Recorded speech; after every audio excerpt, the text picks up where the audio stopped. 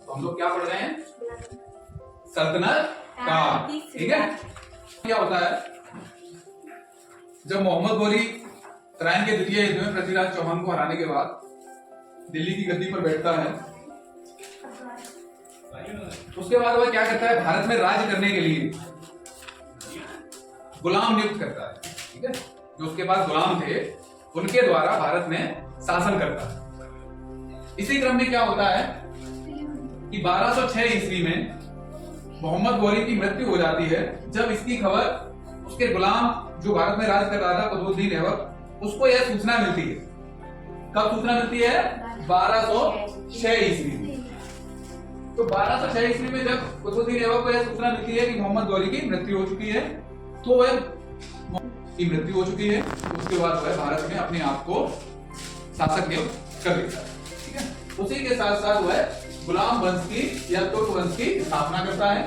इसकी स्थापना करने के बाद कुतुबुद्दीन ऐबक कई सारे कुतुब मीनार की नींव कुतुबुद्दीन ऐबक ने डाली थी, है ना।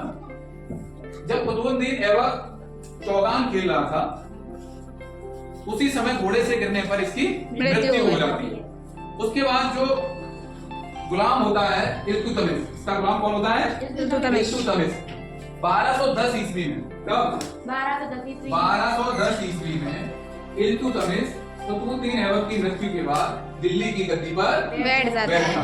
ठीक है, इल्तुतमिश क्या करता है, जो कुतुबुद्दीन ऐबक के समय जन कल्याणकारी कार्य किए गए थे, जिनकी नींव डाली गई थी, उनको अपने शासनकाल में पूर्ण करता है। इल्तुतमिश क्या करता है कि अपनी मृत्यु से पहले ही अपनी बेटी रजिया सुल्तान को अपना उत्तराधिकारी बना देता है। क्या करता है इल्तुतमिश? अपनी बेटी रजिया को अपना उत्तराधिकारी नियुक्त कर देता है। ठीक है, तो रजिया एक महिला थी, तो महिला शासिका के रूप में वहां के जो उलेमा थे, अमीर सरदारों का ग्रुप था, वो लोग इसको शासिका के तौर पर, सुल्तान के तौर पर स्वीकार नहीं करते हैं। ठीक है, ये क्या करती है रजिया, महिलाओं के जो भी वस्त्र थे वो धारण त्याग देती है, और जो पुरुष वर्ग थे, जो वहां सुल्तान वस्त्र पहनता था, पुरुषों के वस्त्र पहनना ये शुरू कर देती है, और पुरुषों के वस्त्र पहनकर ही गद्दी पर बैठती है और राज करती है। अब इसके साथ क्या होता है, उलेमा और जो वहां के अमीर सरदारों का ग्रुप था, वो लोग इसको शासिका नहीं मान रहे थे, वो लोग इससे नाराज थे, वो एक षड्यंत्र के तहत इसकी हत्या करवा देते हैं। इसकी हत्या करवाने के बाद इसके भाई नसरुद्दीन महमूद जो होता है, वो एक कठपुतली शासक होता है, जो उलेमाओं और अमीर सरदारों का जो ग्रुप था, उनके हाथ में उसकी कमान रहती है, उन्हीं के इशारों पर वह राज कर रहा था। नसरुद्दीन महमूद की मृत्यु के बाद क्या होता है, उसका जो गुलाम होता है बलबन आगे 1265 ईस्वी में दिल्ली की गद्दी पर बैठता है। कौन बैठता है? बलबन। और ये 1287 का राज करता है। अब इसके बाद आता है 1290 में खिलजी वंश। तुर्कों और खिलजियों में, जो वहां अमीर सरदारों का ग्रुप था, उनसे और तुर्कों में आपस में अपना प्रभुत्व स्थापित करने के लिए क्या एक जंग छिड़ जाती है।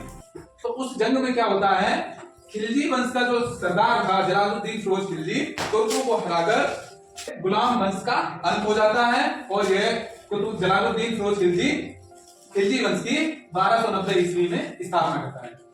कब करता है? 1290। अब ये क्या करता है, जलालुद्दीन फिरोज खिलजी का भतीजा होता है अलाउद्दीन फिरोज खिलजी, वो देवगिरी पर आक्रमण करने स्वयं जाता है, और वहां देखता है उसे बहुत सारी धन संपदा मिलती है। जब वो आक्रमण करने जाता है तो उसे वहां पे बहुत सारी धन संपदा मिलती है। तो इसकी खबर जब उसे जलालुद्दीन फिरोज खिलजी को लगती है कि ऐसे से उसे बहुत सारी धन संपदा मिली है, तो वह बहुत खुश होकर अपने भतीजे अलाउद्दीन फिरोज खिलजी से मिलने कौशाम्बी है, कड़ा, उसको पहले क्या कहते थे, कड़ा, उसकी ओर प्रस्थान कर देता है और वहां पहुंचता है।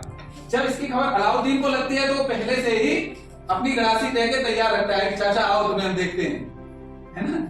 तो जलालुद्दीन के पास पहुंचते हैं तो अलाउद्दीन अपने चाचा की हत्या कर देता है और अपने आप को दिल्ली का सुल्तान घोषित कर देता है। तो जलालुद्दीन की हत्या के बाद उसका भतीजा अलाउद्दीन बैठ जाता है और ये 1296 से 1316 ईस्वी तक दिल्ली पर राज्य करता है।